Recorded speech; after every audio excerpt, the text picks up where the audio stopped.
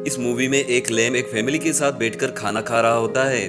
फिर एक लेडी उसे इंसानों की तरह अपने साथ में नहा रही होती है। अब यह फैमिली उस लैम को इंसानों की तरह ट्रीट क्यों कर रही थी, और इसी के साथ हम देखते हैं कि बहुत सारे घोड़े बर्फीले पहाड़ों पर घूम रहे होते हैं। लेकिन तभी अचानक से इनके सामने कुछ ऐसा आ जाता है जिसकी वजह से वह डर कर वहां से भाग जाते हैं। और वो चीज क्या थी यह तो हम भी नहीं देख पाते, लेकिन हमें एक अजीब सी आवाज जरूर सुनाई देती है।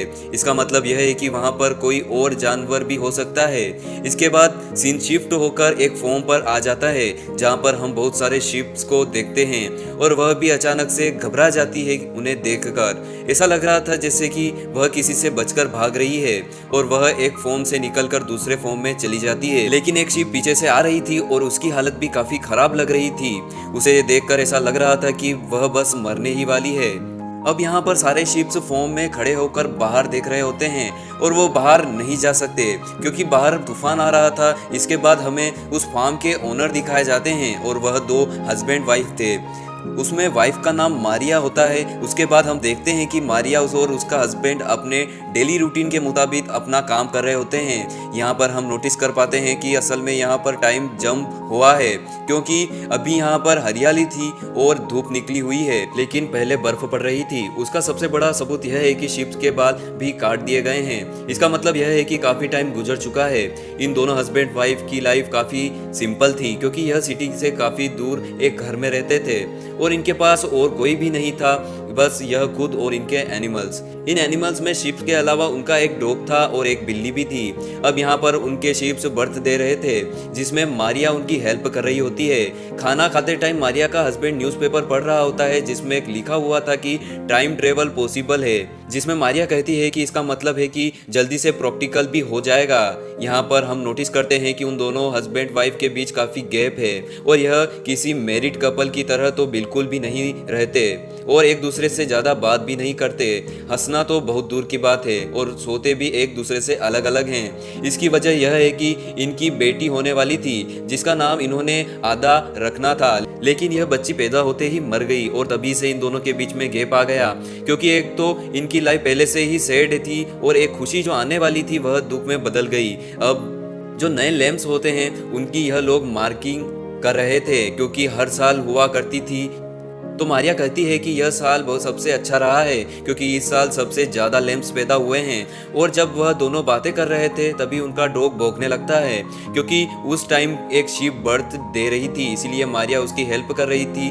और शीप का जो बच्चा पैदा हुआ था उसे देखकर यह लोग काफ़ी हैरान, काफ़ी परेशान और काफ़ी घबराए हुए थे, क्योंकि शीप का वो बच्चा इन्हीं लैम्प की बाकी लैम्प से अलग था। मार्किंग तो दूर की बात है, वह उसे फार्म में भी नहीं छोड़ते, वह उसे उठाकर अपने घर में ले आते हैं, और अब वह उसे बिल्कुल अपने बच्चे की तरह पाल रहे थे। अब क्योंकि वह फैमिली थी इसीलिए वह उसका नाम आदा ही रख लेते हैं, जो नाम वह अपनी बेटी का रखने वाले थे। यानी इसका मतलब यह है कि उनकी खुशी वापस आ गई थी।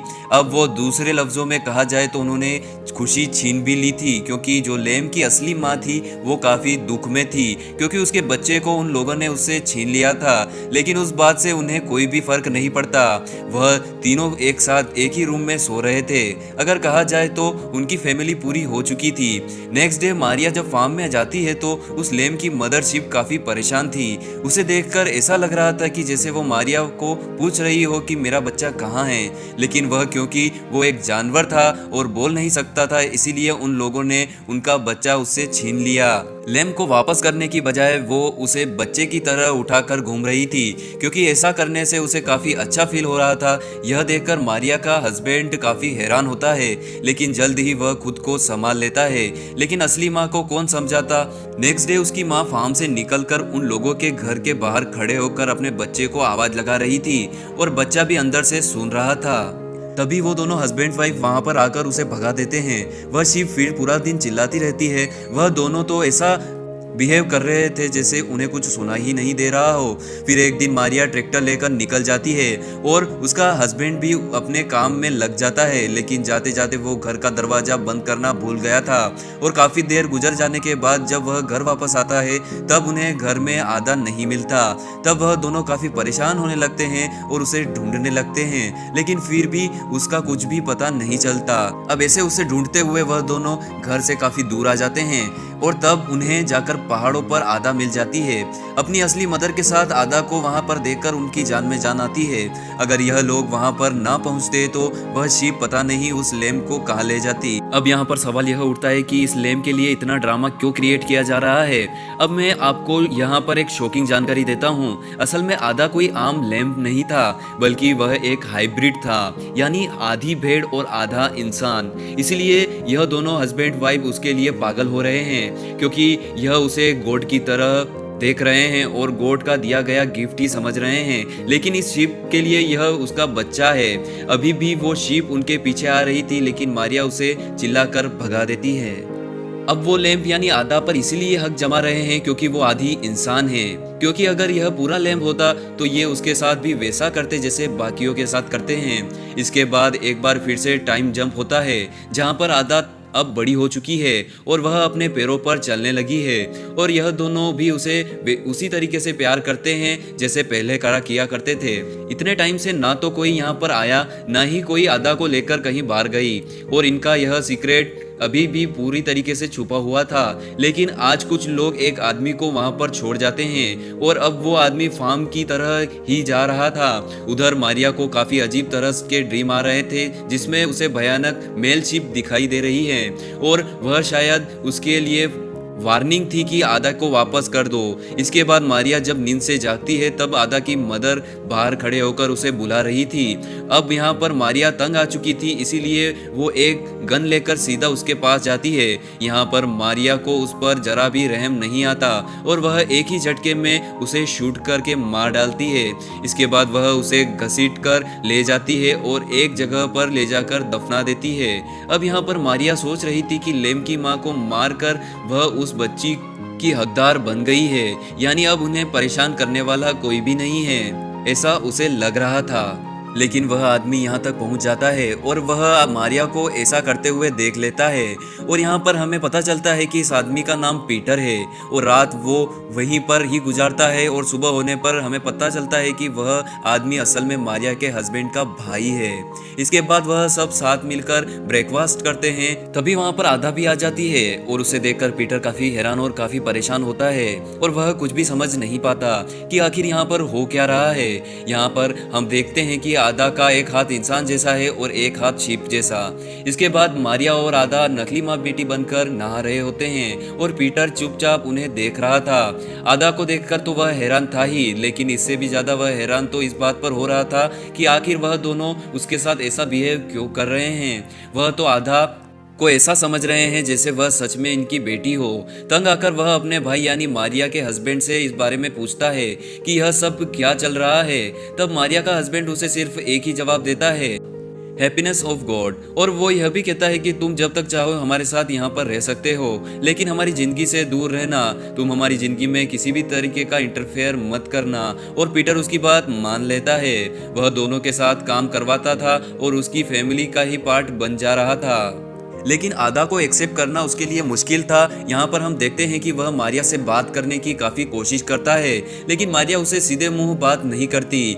वह मारिया को कहता है कि आदा एक जानवर है, ना कि इंसान। तभी यह बात मारिया को काफी बुरी लगती है। यहाँ पर आदा भी पीटर के सामने जाने से शर्माती है, लेकिन एक दिन वह उसके सामने ड्रम बजाता है, इसीलिए आदा उसे घुल मिल रही थी। और जब वह उसे घास खिला रहा होता है तभी वहाँ पर मारिया का हस्बैंड आ जाता है, और यह देखकर वह अपने भाई पर काफी ज्यादा गुस्सा करता है, क्योंकि वो तो आदा को अपनी बच्ची की तरह ही समझते थे, और उनके बच्चे को कोई जानवर की तरह ट्रीट करेगा तो उन्हें भी बुरा लगेगा ही। और यह बात पीटर को भी अच्छी नहीं लगती। नेक्स्ट डे जब वह सो रहे थे तो पीटर आदा को लेकर वहां से चला जाता है। उसके हाथ में एक गन भी थी, जिसे देखकर हम समझ जाते हैं कि वह काम तमाम करने वाला है, यानी वह आदा का खेल खत्म करने वाला है, और वह आदा पर गन पॉइंट भी कर देता है। उधर मारिया आदा को वहां न पाकर घबरा गई थी, और जब वह पूरे घर में चेक करती है तो उसे आदा मिल जाती है। पीटर की गोद में सो रही थी आदा, क्योंकि आदा की मासूमियत ने उसके दिल को भी पिघला दिया था, इसीलिए पीटर ने उसे नहीं मारा, और अब पीटर उनकी फैमिली का पार्ट बन गया था, क्योंकि उसने आदा को एक्सेप्ट कर लिया था। इसके बाद एक बार फिर से टाइम जंप करता है जब वहाँ पर मारिया आदा को असली आदा की कब्र पर लेकर जाती है, यानी अपनी बेटी के कब्र पर। यहाँ पर पीटर भी पूरी तरह से आदा का अंकल बन चुका था। वह आदा को ट्रैक्टर में बिठाकर फिशिंग के लिए ले जाता। घर में मारिया और उसका हस्बैंड अकेले होते हैं और जब वह दोनों घर वापस आ रहे थे लेकिन रास्ते में उनका ट्रैक्टर खराब हो जाता है, इसीलिए वह ट्रैक्टर को वहीं पर छोड़कर पैदल ही घर आ जाते हैं और वो सभी साथ में बैठकर टीवी देख रहे होते हैं। उस टाइम वह तीनों शराब के नशे में थे। इनके नाच गाने से परेशान होकर आदा घर से बाहर चली जाती है और बाहर इनका डॉग आदा को ही घूर रहा था। इसे देखकर आदा भी काफी डर जाती है और जब डॉग इसकी तरफ भागता है तो आदा जल्दी से भागकर शेड में चली जाती है। वो मिरर में अपना फेस देखती है, वो उसके पेरेंट्स के साथ बिल्कुल भी नहीं मिलता। अब यहाँ पर हम नोटिस करते हैं कि उन लोगों की गन गायब थी। मारिया का हस्बैंड सो जाता है और आदा भी उसके साथ सो रही होती है, लेकिन अभी भी उसे काफ़ी डर लग रहा था कि तब मौके का फ़ायदा उठाकर पीटर मारिया को ब्लैकमेल करने लगता है, यह कहकर कि मैं इस लैम की असली माँ को जानता हूँ जिसे तुमने मार दिया था, मैंने देखा था यह सब। अब क्योंकि मारिया नहीं चाहती थी कि आदा को उसका पता चल जाए, क्योंकि अगर ऐसा हुआ तो उनकी फैमिली टूट जाएगी, इसीलिए वह पीटर की बात मान लेती है। लेकिन असल में यह उसकी ट्रिक थी, क्योंकि इसके बाद वह पीटर को एक रूम में बंद कर देती है। नेक्स्ट डे वह अपने हस्बैंड के जागने से पहले ही पीटर को बस में बिठाने के लिए उसे ले जाती है और पीछे से आदा मारिया के हस्बैंड को नाश्ता देती है। उसके बाद वह दोनों ट्रैक्टर को वापस लाने के लिए चले जाते हैं। मारिया का हस्बैंड आदा को बता रहा होता है कि अगर कभी तुम गुम हो गई तो कैसे घर आ सकती हो, क्योंकि यहाँ पर पहाड़ है तो तुम इजीली घर आ सकती हो। मारिया जब घर वापस आती है तो देखती है कि घर में दोनों ही नहीं मिलते और तब भी उसे अचानक से गोली चलने की आवाज़ आती है, इसीलिए वह उसी तरफ भागती है जहां से गोली की आवाज़ आई थी। असल में वह गोली मारिया के हस्बैंड की गर्दन में लगी थी। अब क्या यह गोली आदा ने चलाई थी? बिल्कुल भी नहीं, क्योंकि वह गोली चला ही नहीं सकती, क्योंकि उसे गोली चलाना आता ही नहीं था। एक बड़े हाइब्रिड ने आधा शिप और आधा इंसान यहाँ पर आधा मारिया के हस्बैंड को मरता हुआ देखकर रो रही थी और वह बड़ा हाइब्रिड उसे अपने हाथ में ले जाता है। मारिया का हस्बैंड भी उसे रोकता है, लेकिन उसका कोई भी बस नहीं चलता। उसकी आंखों के सामने ही वे आधा को लेकर चला जाता है। साथ साथ आधा काफी दुखी थी। इसके बाद मारिया भी अपने हस्बैंड के पास पहुंच जाती है, लेकिन वह इतना इंजर्ड था कि उसे कुछ भी बताने के काबिल नहीं था और अब देखते ही देखते वह मर जाता है। और अब मारिया को भी पता नहीं चल पाएगा कि आखिर उसके हस्बैंड को किसने गोली मारी थी और आधा कहीं चली गई और वह सोच रही होगी क्या पता आधा ही उसे मारकर चली गई। अब यहाँ पर उसकी सारी खुशियाँ चली गई और दुख फिर से आ गया। अब यहाँ पर मैं आपको कुछ इंपॉर्टेंट पॉइंट्स बता देती हूँ। असल में वह हाइब्रिड बच्चा यानी आधा वह बड़े हाइब्रिड का था, यानी उसने मारिया के हस्बैंड को मारा था और मूवी के स्टार्ट में भी हमें उसका पॉइंट ऑफ व्यू दिखाया गया था। और जब वह पहाड़ों से होकर फार्म की तरफ जा रहा था और जब घोड़े उसे देखकर भाग गए थे, जब वह फार्म पर पहुंचा तो शीप उसे डर कर भगा रही थी, लेकिन एक भेड़ को उसने पकड़ लिया जिसकी हालत काफ़ी ख़राब थी क्योंकि उसने उसके साथ कुछ कर दिया था। फिर उस शीप ने हाइब्रिड बच्चा पैदा किया जिसे गॉड ऑफ गिफ्ट समझकर उन दोनों हस्बैंड वाइफ ने उन्हें रख लिया। अब उसकी माँ बीच में आ रही थी, इसीलिए उसे मार दिया। वह शिप यानी हाइब्रिड बच्चे की माँ उसे लेकर इसीलिए भाग रही थी क्योंकि वह जानती थी कि वह बड़ा हाइब्रिड कहाँ होगा, क्योंकि यह बच्चा उसी बड़े हाइब्रिड का था और वो उस बच्चे को उसी के पास ले जा रही थी क्योंकि वह बड़ा हाइब्रिड पहले भी यहाँ पर आता रहता था। जब वह नीचे आया तो ना तो उसे बच्चा मिला और ना ही उसकी माँ, और जब बाकी भेड़ों ने उसे मारिया और उसके हस्बैंड के बारे में बताया तो इसीलिए उसने मारिया के हस्बैंड को मार दिया, क्योंकि असल में इस तरह से अपने बच्चे को आज़ाद किया और यहाँ पर टिट फॉर टैट हो गया। मारिया ने उसकी माँ को मारकर उससे अपना बच्चा छीन लिया, वैसे उन हाइब्रिड ने मारिया के हस्बैंड को मारकर उसे छीन लिया।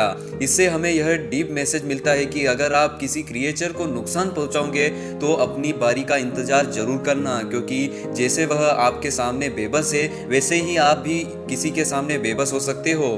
अब यहाँ पर एक सवाल यह है कि बड़ा हाइब्रिड कौन था और वह कहां से आया था? असल में वह एक मिथिकल क्रिएचर था जो कि पहाड़ों में रहता था, क्योंकि मारिया और उसके हस्बैंड ने भी टाइम ट्रेवल की बात की थी, तो क्या पता वह फ्यूचर से आया हो। और इसी के साथ मूवी यहाँ पर एंड हो जाती है। आशा करता हूँ मूवी आपको बेहद ही ज़्यादा पसंद आई होगी। मिलते हैं नए वीडियो में, बने रहिए चैनल के साथ। जय हिंद, वंदे मातरम।